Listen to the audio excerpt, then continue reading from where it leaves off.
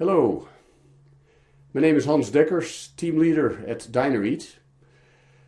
So your child struggles in reading and you have wrestled with that reality for a while and you've Googled and inquired and found resources and so forth. And in that process you will most likely have come across several things.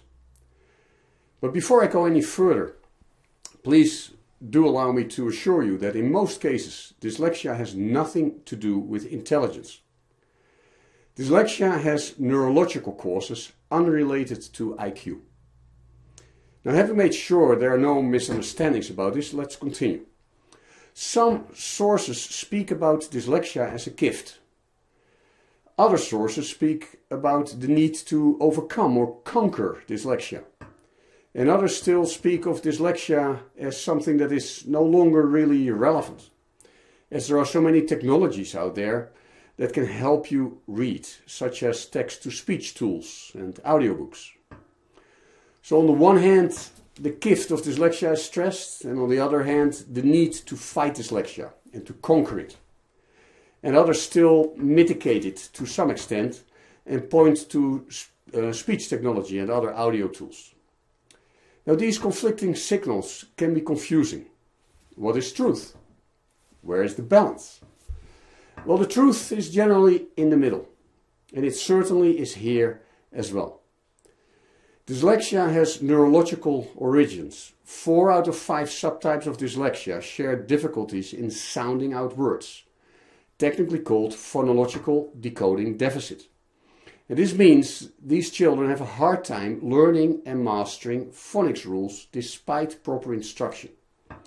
And because of this, they fail to properly expand their reading vocabulary, trapping them in low literacy or worse. And this is obviously not a good thing to have.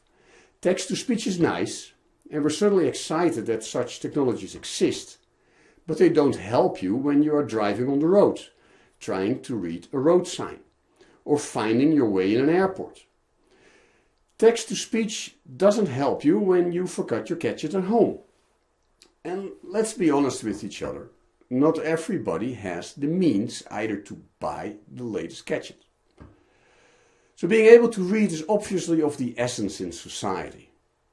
And though I am enthusiastic about text-to-speech technology, and do encourage parents of children with dyslexia to use it, there is also a dark side to it. One sure way for a child with dyslexia to stall or even get worse in reading is to not read at all. And so though these text-to-speech technologies can help your child, they also risk that your child will even read less and less. Okay, having touched on text-to-speech, how about regarding dyslexia as a gift? I don't think it's right to label reading struggles as a gift. However, it is neurologically true that the dyslexic brain does possess some unique qualities. Children and adults with dyslexia tend to have higher creative abilities, better people skills, higher abilities in assessing, diagnosing and analyzing complex things. They tend to do well in professions where these skills are needed. And about 30% of entrepreneurs are dyslexics. So that certainly qualifies as a terrific gift. So we talked about text-to-speech and about the gift of dyslexia, and that leaves us with the perspective of overcoming or conquering dyslexia.